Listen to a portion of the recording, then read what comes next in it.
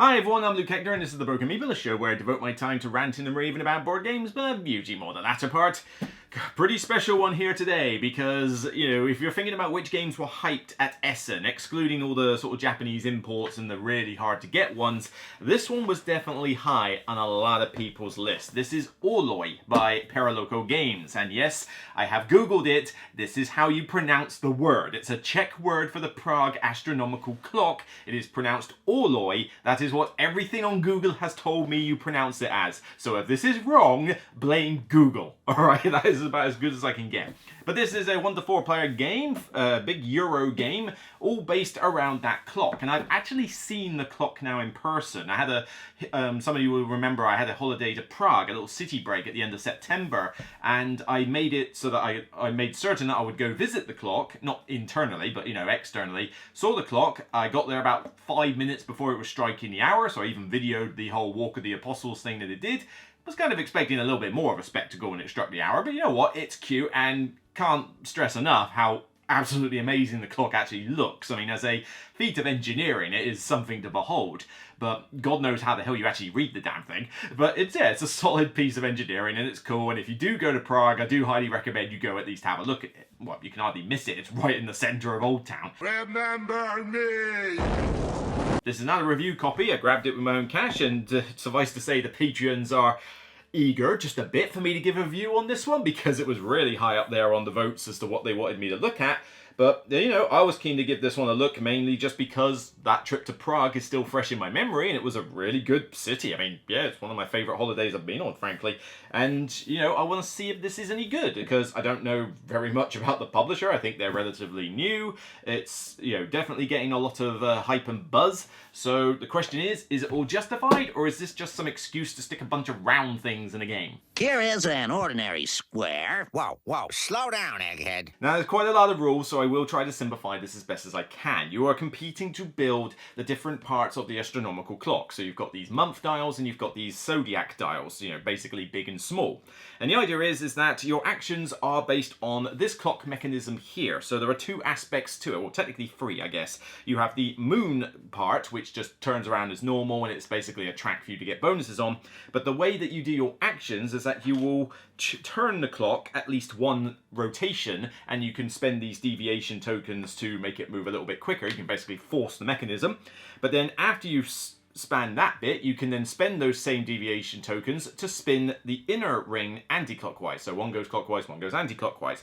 Once you've got it settled, your worker goes on the spot, and it allows you to take two different actions in any order based on the two rings. And this is essentially how the bulk of your actions are done. You have a few additional actions you can do, like converting resources and placing down apostles and stuff, but for the bulk of it, it is this dial. This is what is really coordinating everything, and every player is using this and turning it, so where it is and what it's doing is all going to come down to the timing aspect. Once you have got your worker down on the action, you perform them in any order you like. What kind of actions are there? Well, firstly, you've got mastery tracks. So these 3 mastery tracks here, when you level up these, not only will they be good for endgame scoring, but they get you bonuses like these seals, which are basically like one-off bonuses you can flip over. But mainly, they allow you to do certain things better in the game. Like I can spin the clock more, I get more stuff when I pass, I can make the moon track spin more, that kind of thing. You can also build workshops, which come in the form of these cards. These cards, you place them next to each other on your board, you put them in rows, and if you can make the two halves of a symbol match up, then it gives you bonus actions. But for the most part, these get you bonuses, cost you resources to build, and allow you to place these assistants down. Where did I put those assistants? Here they are. These assistants are basically endgame scoring opportunities, and they score in various different ways. You have various different things in the game that will let you grab them. The workshops are where you put them down. On top of that, you can also move this calendar meeple. Again, this is very much a game of rondelles here. A rondelle around the main calendar clock itself. Where it lands, you get bonuses either side. You can tell that rondelles are kind of the theme of this game here, right? You also can construct the actual clock itself, which is kind of like the bulk of your points are going to come from there. Essentially, the game will be set up in such a way that several of these month and zodiac tiles will be on the board already, and some you will have to build off the spaces. And the way it works is that you have a little disc on this board, you move it around, and where it lands dictates what adjacent tile you're allowed to build. They have resource costs, which are based on looking at the exposed areas in rows and columns. So, you know, one might cost me 3 wood, 1 iron, and a paint to build, for example. And then you take the tile, you put it down on where it needs to go, and one of your workers that's available will go on it, and it scores you points if you can get them all in a group. This is definitely a case where workers are one of the resources in the game, on top of things like wood, iron, and paint and gold. You also need to micromanage your workers because you'll only start off with so many of them in the game. You need to unlock them by utilizing various bonuses. On your player board, you've got other bits you can do as well. You've got tracks you can upgrade to produce more resources. You've got places to put your apostles. What are the apostles? Well, everybody starts off with about 12 of these things, and they are basically, you know, they're part of the clock itself. But via this board here, if you ever get an action to collect an apostle, it's got 2 at the bottom of these cog tracks. Again, notice a theme here, where you're allowed to pick one of these, and when you've got these as a free action, you can stick them on your board in the right color spots. It costs resources, but it gets you some cool bonus and potential points for filling up rows and columns. I mean, every Euro game ever, it's all about rows and columns here. You know, quite a lot is going on in this game, but the way it works is that there are no rounds. So everybody will be taking actions via this clock, utilizing resources and workers as they can, building up the various parts of the clock. But during that time, this rooster is moving along this track. Oop, you won't be able to see it from here. Here we go. This rooster is moving along this little bonus track here. And the idea is when the rooster gets to the end, there's kind of like a little minor intermediate scoring bit, but it basically is a round tracker. So after so many rounds, the game's going to end anyway. But typically the game will end when everybody has built all bits of the clock, so everything, the clock is fully complete, finish equal turns, total up some endgame points from objectives and mastery track bonuses and other little things the bots here, you know, like every other Euro game, and of course, the one with the most. Of course! Whew, yeah. There's quite a bit going on here, and that's a very simplified overview of the game. It all boils down to this clock mechanism, which, to be fair, is the best aspect of this game. I like rondelles up to a point, you know. Rondelles for the sake of rondelles is a bit like, meh, and some of these certainly do have that problem, but I like this clock mechanism for dictating your actions. I like the fact that, you know, it has to move a certain distance, but you can make it move further, so there is some mitigation, but then you've also got the other one that doesn't move at all. You're the one who has to spin that, and it all comes down to these deviation tokens. You effectively have 5 of them that you can keep flipping and unflipping over in order to force the mechanism, and this in itself is essentially a resource that you must not underestimate. These things are very useful, but, oh, dropped it there. But I'm very glad that the game didn't restrict you too much on the clock. I mean, you can certainly at the start of the game, if you go too mad with your deviation tokens and don't level up your blue mastery track, you will find the clock a little bit restrictive at times. But for the most part, it should be, you know, you should be able to do the majority of what it is you want, and occasionally you will get a situation where it's like, I really want to do the construction mechanism, but I can't at this point. Well, what else can I do? But, you know, there are ways to mitigate it, and it's just a fun mechanism in itself. Especially when you've only got so many workers and you're bumping off other people's workers. Nobody gets blocked in this game. It's purely a case of, do you want to give that person a worker back so they don't have to take a pass turn? Although, let's face it, you don't really pass much in this game anyway. And it's just a really cool, fun mechanism to use. Now, they do go a little bit overboard with the rondelles in this. I mean, you've got this, like, painter dude who basically circles around the clock and gets you bonuses. Why? I don't know. You then got that construction mechanism I mentioned where you move this little thing in a little rondelle and that dictates which one you're allowed to build. I mean, that thematically doesn't make any sense whatsoever. It's just an excuse to have more rondelles in the game. I mean, hell, even the apostles are more rondelles at the end of the game. I get that your game is about a clock, guys, okay? But seriously, it doesn't need to be like a clone of Shipyard, alright? But, you know, that being said, it's still good fun. There was a lot of rules to explain, and I didn't even go over every single one of them, but thankfully, the game is actually not that complicated to, like, play once you get going. The rulebook itself is written fairly well. There's a decent amount of pictorial examples, a fair amount of text.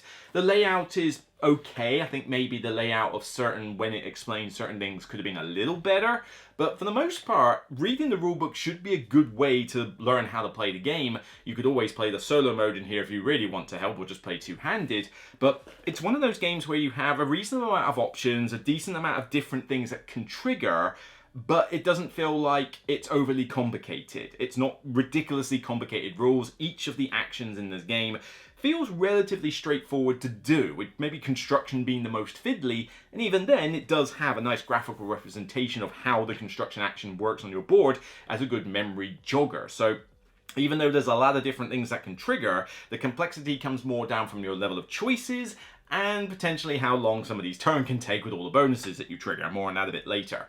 But when I say bonuses, it's a good thing here because it's one of those games that feels quite rewarding from turn to turn. Yes, you can have a turn that doesn't feel quite as good as what someone else does, but the game triggers a lot of effects. You know, I get to do this action here, which then lets me level up this, which gets me a seal. The seal allows me to do this action, right? I'll flip that over, so I'll do that, spend those resources, so I get this bonus, a few points, I get this calendar bonus here. Oh, that allows me to level up the mastery tracks to get me more. Okay, we'll level up that. That gets me to spin this moon track again.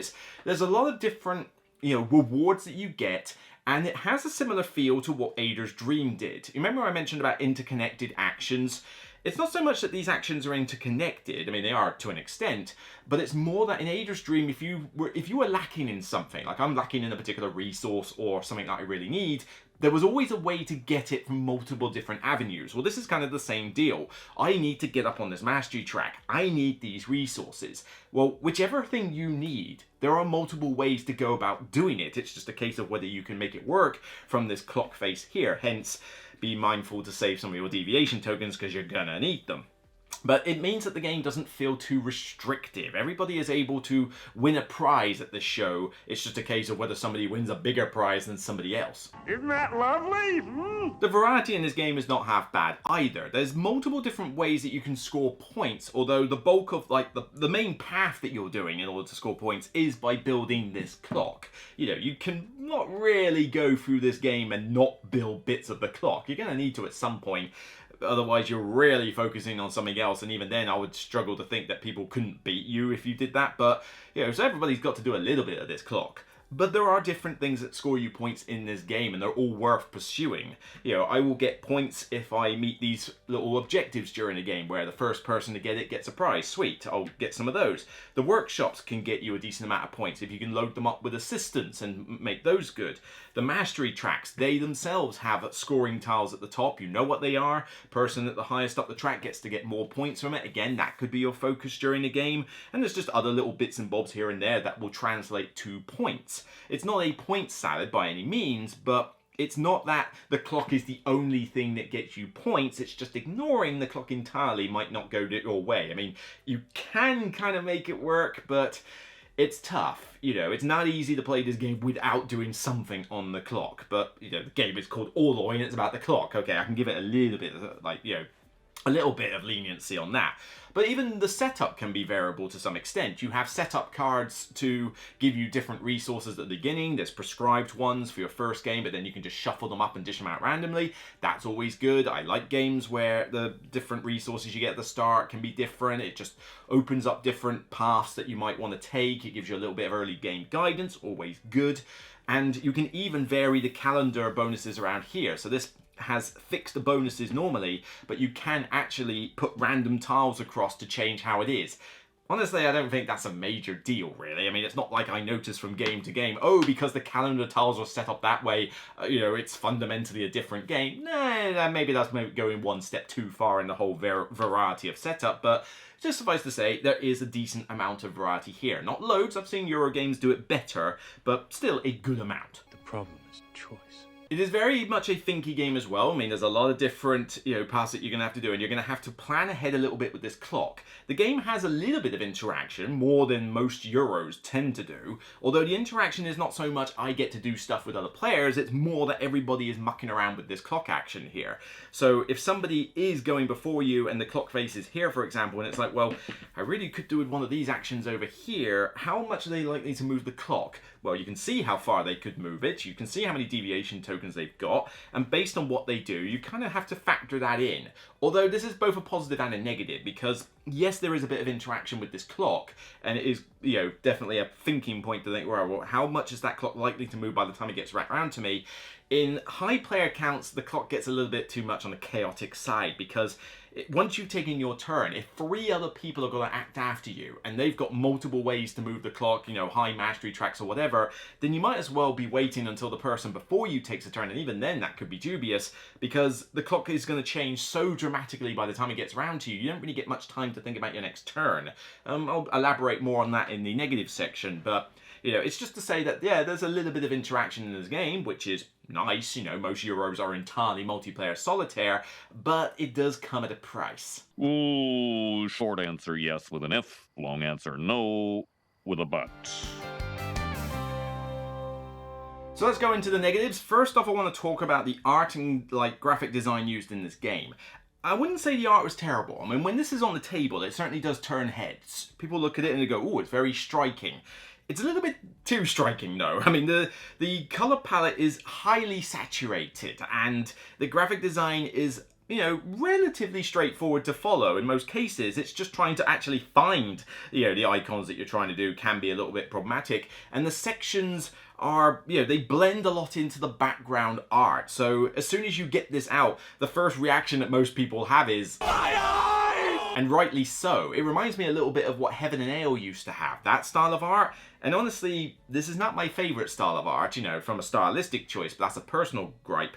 But even then, it does feel like it's a little bit too much in you. Like when you're trying to visualise the game state and like, you know, what's going on at certain bits, some of the tokens, some of the tiles and things like that can just sort of blend into the background a little bit too much. Like almost like it blurs it. You're kind of playing this game almost like you're on permanent motion blur effect. But once you get used to it, it's not too bad. It's just, I think maybe they could have toned down the colour scheme a little bit. You know, still give me colour. I don't want it to be a beige Euro. But, you know, maybe, you know, well, here's a prime example. You look at a board like this, you know, from the photos. Then remember what the board looks like in Kanban EV. Now, I'm not saying Ian O'Toole needed to graphic design this game. But you know in Kanban EV, the new one, how easy it is to see where all the different bits are. They're sectioned off really good and nothing just blends into something else. Well, this is something that could have benefited from that. Section these bits off a lot better, make it so that they're very distinctive and not all just blending into whatever background artwork there is. It's just needed to stand out a little bit more. You get to make and break the rules here. It's also quite a bit of a table hog. I mean, it does require a lot of space here. I need to have I need to have this board somewhere with a bit sticking out of it, which normally it wants you to put above the board, but if your table is rectangular, you're not going to be able to fit it in that way. It needs you to have a player board with, you know, other tiles sticking out from the left. You need to be able to put cards out in a horizontal row, cards around the outside of the board. You need to store the resources in that. It's going to demand the space, especially with 4 of you. You need to make certain of that. Please excuse the crudity of this model. I didn't have time to build it to scale or to paint it. Setup can also take a bit of a while as well. I find setting this game up a bit of a chore, and there's not a lot that other players can do to really help, because they can sort out their player boards, although there's still quite a lot of workers that need to go to different places on the board. You've got to tell them where to go, but the biggest setup chore this game has is dealing with all the different objective tiles that you've got, where you've got I think 3 or 4 different things in this game where it's a case of, right, take a random one of this colour and a random one of this colour and a random one of this colour and put the rest back in the box. And you've got to do that about 4 or 5 times. So it gets a little bit problematic there. But this is the bit that takes the time. You have to basically put all the dials for the month and the zodiacs or whatever. That's a endgame thing. You have to put them all into this bag, and then based on player count, you have to take a certain amount out, and then these are the ones that are blocked on here. So you have to put these block tiles on the zodiac and the month dial bits. Then you have to draw another one out of the bag. Then you have to put them on the actual calendar, illustrated way up. Then you need to rinse, repeat this for the zodiac one. So once you've done it for the months, you've got to do it for the zodiacs. This bit takes forever to do, and I wish there was a easier, cleaner way to do it. How hard can it be? I don't quite like the way that this clock is built up so much before the game even starts. That's actually kind of leads into another flaw here. I mentioned the player scaling. We'll get onto 4 players in a minute. I don't think this game works that well at 2 either. You know, it's not that as bad. I think 2 player is better than 4 player. But the problem is that a lot of this clock is built up before any game starts. Even in a 4 player, like a quarter of this clock is already finished. I would have liked it more if it wasn't built up to that extent. Yeah, it creates little pockets and groups where when you put things in a group of workers, you get more points, so I guess that's what it's trying to do. But in a two-player game, 3/4 of the clock is pretty much finished. You know, there's barely anything on the construction tiles for you to actually build in a game about building the sodding clock, you know, which is kind of a little bit weird. But you know, it just makes the two-player feel a little bit like, this is just a little minor thing now, and now we're really doing all these other aspects. But then let's get into the four-player side. Four-player, as I mentioned, this bit feels too chaotic in 4 players. This clock will move so much by the time it gets back round to your turn that planning ahead in this game is, you know, damn near impossible at times. And this leads on to 2 problems, which are probably the main problems. I've mentioned a few small ones. These are the 2 main ones. Firstly, the AP.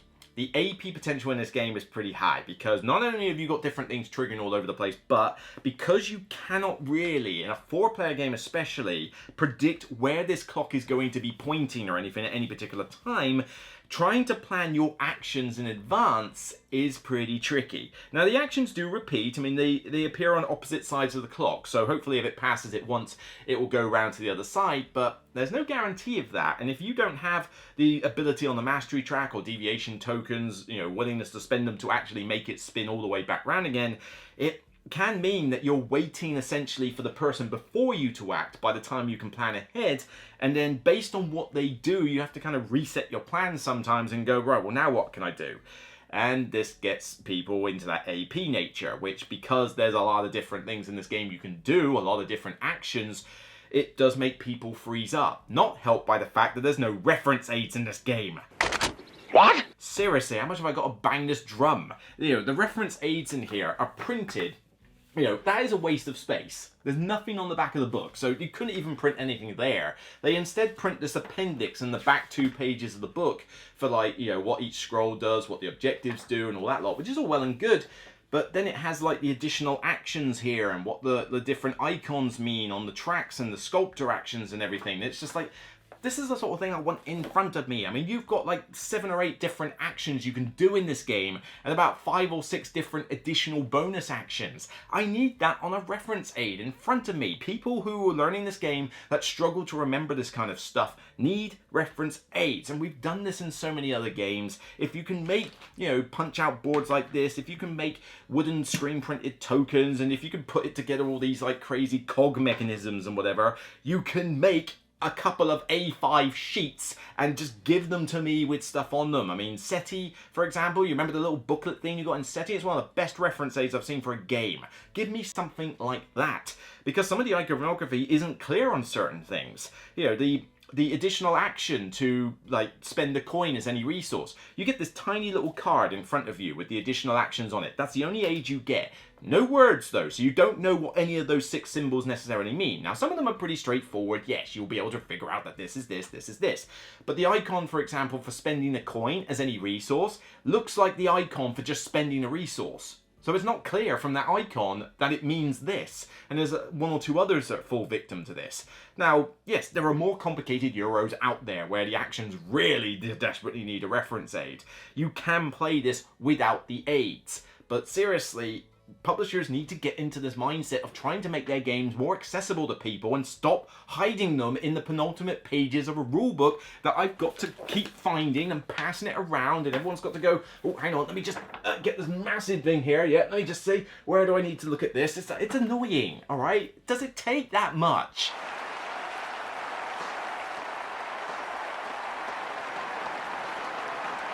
Here's the big one. Downtime. Downtime can be pretty high in this game because you've got a lot of different things that can trigger. Your turn may simply be to go on here, I get to level up and upgrade, get a coin and produce some wood. That could be how short your turn is. But your turn could also be something like this. Right, okay, I'm going to trigger these mastery actions. Okay, these mastery actions are going to get me a seal. Right, that's cool, get me that seal. It also lets me get an assistant or the moon. Well, I'm going to trigger the moon. So I'm going to make my moon track go. Well, I've lost the moon counter, but I'm going to make my moon counter go around here. So that gets me these resources and lets me flip some deviation tokens. Great. Well, the mastery also has got me the seal. Well, this seal allows me to do a painter action. Okay, so I'm going to move the painter around here. Dun, dun, dun, dun. This lets me get those mastery track upgrades as well as a resource of my choice. Great. Okay, well that's passed me over another seal, so I'll grab this one. That allows me to construct. Well, I'm going to do a construct. So let's see, construct. I need to move this thing around this rondel here, pay these resources, get these points. Oh, I can get apostle as well as a bonus from this. So okay, fine. That apostle, as a free action, I'm going to put it on my board. Holy crap! Get on with it! How long is this going to take? A little bit insane at times with the amount of stuff that could trigger on your turn, and it's rewarding to the player when that happens. It's a pain in the ass for everybody else who have to wait for you to finish all that stuff.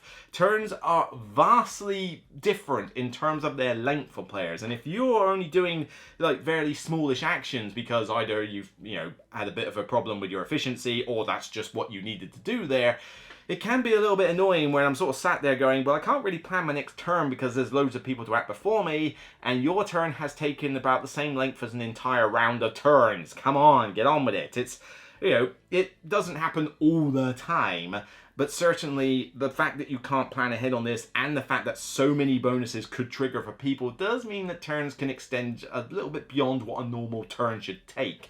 And if it's done by a player that can't handle lots of different things triggering, then you enter into that whole problem of everything stretching out to a different time limit, and you might even make a mistake, missing out. Oh, I was meant to be able to do this, which lets me do that. I forgot. How do I retract this? That does come up there. I would have liked maybe there was just a little bit more constraint as to how many different things you could do on your turn. Like maybe you have infinite times where you can spend resources as other resources. Great. But then stuff like the apostles, the construct, or stuff like that, maybe it should have said that you can only do one of these certain things at a time. So there could be 4 different ones that could trigger during a round, but you can only do one at the time or something. Just maybe constrain it a little bit, because it does get a little bit out of control, particularly with 4 players. Oh no, I've gone cross-eyed. And there's some minor little balance things here and there, but this is sort of my opinion. I do find that these little objectives that you can gun for, the ones where it's first come first serve, I think they're a little bit harsh, because there's first, second, and third for endgame points, but there's a bonus tile that only the person who gets there first gets. So it's almost a little rich get richer. It's like, I got there first, I get a cool bonus, which is really handy, and I get the most points. It just feels like maybe the bonus should have been available to everybody. But the seals, I think, are a little bit of an issue, because you get the seals quite easily by going up the mastery tracks, and they range in power levels, because on the one hand, you might just be able to move the moon track. Well, the moon track's pretty damn good, because you can get a lot of resources and deviation flips there. I mean, when you're able to move the moon about 6-7 spaces, the moon actually becomes slightly overpowered in that respect. But there are other times where you might just get a coin and level up your rooster track, which is just how many times you flip the deviation tokens in the intermediate phase when the rooster gets to the end. Whoop-de-doo, it's not even that important. A track and the point differential that you get in there, like lose a point for each deviation unflipped and gain a point for each extra one, it's really not that much of a deviation. It's kind of a minor part of the game. But those feel like really minor bonuses to get for a seal. Even like an upgrade. Upgrades just don't feel that great, to be honest. Upgrading your forge, which is a little tile that gives you more action bonuses when you do a construct, is paramount. You should always upgrade that to the max, because you will be constructing often in this game, and the extra stuff you get on top of that could be invaluable. But upgrading these, I don't know, the production doesn't feel as needed, because it takes a while to upgrade all of these, and the only reason you're doing all 3 of them is because it unlocks other workers. That's really the primary reason. I think they put that in there because they realized that people weren't upgrading these tracks enough, because you only upgrade it to 2 regardless. It's just you get 2 in another basic or 2 in a gold if you get it all the way to the max. But I found that when I focused on production tracks, it really doesn't end up translating to much. It's usually a lot better to focus on 1 production track, because then when you have the ability to spend 3 of anything for a gold, you'll make a lot of that particular resource, and so you can just make that your focus. But given how easy it is to get resources from things like, some of the, like the sculptor one getting you coins and gold, which are basically like, great resources. The fact that the moon track is so easy to trigger, and by triggering the moon track, you can get like, multiple resources and stuff pretty easily on that front. And even the calendar bonus can help you get more resources. It just doesn't feel like the production track really contributes a lot to that fact. Most people are swimming in resources all the time that, the amount of time it takes you to upgrade those feels pale when you could just literally make the moon spin and get most of what you need anyway.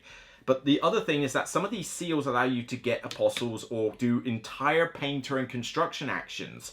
Being able to move the painter can be pretty solid because you might move the painter and it lets you do an upgrade. So why would I have a seal that lets me do an upgrade when there's a one that lets me move the calendar meeple, which can get me to do an upgrade and get me something else? One infinitely feels more powerful than the other. But on top of that, construct as a seal bonus is insanely powerful because construct is a big way of getting points and it's like one of the key aspects of the game. So the fact that I can do it from a seal, I'd rather take the construct action and do a tiny little cube upgrade. I have found that getting additional actions from these seal tiles is probably a little bit too overpowered compared to the tiny little bonuses that you could get. So there are some little iffy balance bits here and there. It doesn't destroy the game, but again, I have noticed this and other people have as well. It's just something to bear in mind. There'll be plenty of time to discuss your objections when and if you return. Following on from the negatives, we go into the solo mode, and there's not a huge amount to say about the solo mode. Other than, honestly, I don't think you should bother with it. I am a solo games player, okay? A lot of my games I have to play solo. But, even I will stress that not every game needs a solo mode, and I think this one was a prime example of that. Basically, what happens is you have a fairly easy to pilot, I'll give it that, autumnal deck. But the way it does its actions is not only quite cheaty, it doesn't require a lot of resources or gathering or anything like that. It basically tells you in advance what it's trying to build. Like, I am trying to build these particular tiles on this clock. How are you going to compete to beat me at that? So it kind of forces you to play an optimization puzzle to try and stop the AI based on what it's broadcasting to you. Now, if you like that sort of thing, the solo mode could work for you. But for me and a lot of other people, this is a common complaint, it feels flat. And it doesn't feel like the multiplayer experience, because it forces you to do what the AI is telling you to, like, warning you about. I am going to build these. You must stop me or you're going to lose, basically. So I must do certain things to stop the AI. I don't get to do what I want to do. I want to play a game solo and it's like, okay, cool, I'm gonna munchkin this mastery track here and see what happens if I go mad on this in workshops. Great. But if the AI says it's doing something and you're not doing anything to stop it, the AI is just going to steamroll you. And to be honest, the AI is able to do things at a much quicker pace than you just generally, that chances are it will just steamroll you anyway. It's bloody tough to beat this AI. But when all said and done, as much as it's relatively easy to pilot, it's just not a mode I want to return to. If I want solo modes to replicate the multiplayer experience as best as they can without being overly complicated. Well, this does a good job of not being overly complicated.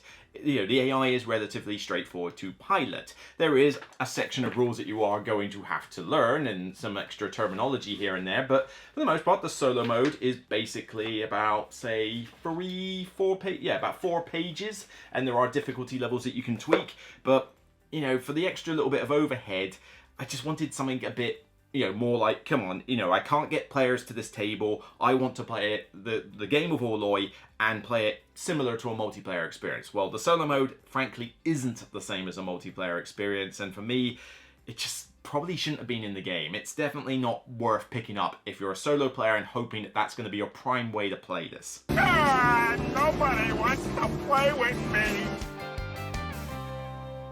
So, a long review, and finally we get to the verdict. Is Orloj worth it? There's a lot of good and a lot of bad for this. Most of the bad stuff is relatively small bits and bobs, but one or two major parts with the AP issue and certainly the downtime between turns. Player scaling could certainly be a lot better as well. I mean, 2 feels like most of it's already built, and 4 just feels a bit too chaotic and long for what the game needs to be. 3-player, definitely a sweet spot. But I like a lot of the action stuff in this. I love this clock. For, warts and all, I love this clock for spinning it around and trying to dictate your actions via it. That is a cool mechanism, and it's good that you've got those deviation tokens to mess around with all the rondelles, so the rondelles don't feel crazy restrictive. You've always got a way to mitigate it if you're playing, the game right. There's a lot of different avenues for points. I mean, you've got the mastery tiles, you've got the workshops, you've got constructing the clock, which should be like a main focus, but, there's a lot of different ways that you can score points in this game, and you can approach it different ways. Good amount of variety in the setup with the different resources you can get. I mean, if you really want to customize the calendar bonuses you can, but you know, that's maybe a little bit too far. And also I like the fact that the game is not crazy complicated. You know, this could have been a massive complex game of rules and everything with all these actions, but no. Yes, you've got a lot of choices, but each of the choices doesn't feel too complex in how they operate. Construction probably being the most, and even then that one's not too complicated. So as much as you do end up with a bit of a front-loaded rules explanation, compared to something like a Mind Clash Euro or a Lacerda Euro, it's definitely a lot easier to get into this sort of game, or even like Galactic Cruise, for example. Yeah, this one you'll definitely gravitate towards more than those if complexity is an issue for you. Although you do need to be able to get your eyes right to be able to see where a lot of stuff is because of this art style, but you know, that could be more just a personal stylistic choice than anything else. It's a solid game all round, but I think it's held back from being a particularly great game. I certainly don't think it's like excellent, you know, one of the best of the year, but I've enjoyed my time with this, and it's certainly been worth giving it its plays, even if for the most part I'm going to want to play this as a free player game. And you could maybe twist my arm to play it 4, but honestly I'd rather play this at 2 and 3 players. The solo just, it changes the game too much. It doesn't feel like it was a worthy inclusion, and 4 player maybe just oversteps the mark in terms of time length, which, you know, you're talking 2.5 hours for a typical game, you know, which doesn't feel too long in terms of compared to a 3-hour game or something, but because of the downtime between turns, that 2.5 hours does feel longer than it normally would. It's still solid though overall. I'm giving it a 7 out of 10. It's a good game. I recommend it for Euro fans, particularly if you're a big fan of rondels and you like to have a lot of different, you know, little different choices on your turn without too much complexity. It's just, as I say, it's a little bit restricted on player count. It's a little bit, you know, prone to AP and downtime issues. And, yeah, there are 1 or 2 little balance aspects here and there that do kind of grind me a little bit. But, yeah, overall, I've enjoyed my time with this, and I can recommend people give it a try. It's just not maybe going to be like a top 10 worthy game of the year or so. But, yeah, give it a shot and see what you think. If not, then at least go to Prague and go see the clock itself, because the clock is definitely worth seeing, and honestly, Prague is definitely worth seeing. A taste worth protecting, no matter what. So that's it for me on this episode of The Broken Meeple. If you like what you see, then thumb it up on YouTube and thumb it up on Board Game Geek when it goes live on the page. Check out the rest of my content. There is plenty of Essence stuff to come, but I've already done Sanctuary and Arigato, so by all means check out those reviews in particular. And yeah, there's more to come. I mean, I've lost count as to how many Essen games I've still got to do. There's plenty more to come, big games and small games. There will be full reviews and speed reviews aplenty. So by all means, let me know your thoughts in the comment about this game. What do you think of Orloj? What do you think of the clock itself? What do you think of Prague? Have you been to Prague? Do you want to go to Prague? You know, by all means, share your little holiday comments down. It'll be quite cool to see. But yeah, overall, a solid effort from a relatively new publisher. Be cool to see what they do next, but maybe just take some of that feedback on board and hone it down for your next one. So take care, and remember, as always, regardless of whether you can understand how to read this wretched clock or not, it's still only a game. So bye for now.